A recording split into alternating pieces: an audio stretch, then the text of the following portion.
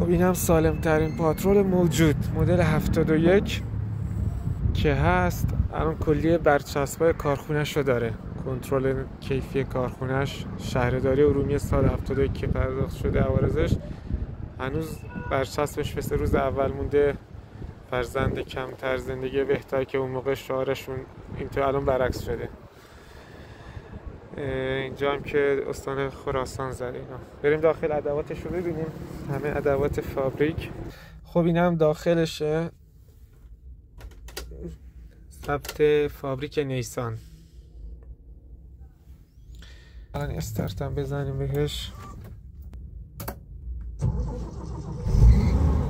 به به، کمکش چقدر نرم راحته. دنده کمکش، چرخش هم که کلن 4 دنده است. نیسان ساعتش، این کمکش خیلی نرم کار میکنه. الان کمک سنگین میرم پایین اینجا رو. اولین آمبولانس های موجودن دیگه، ولی خیلی کم کاره. نشه ببینید انشالله.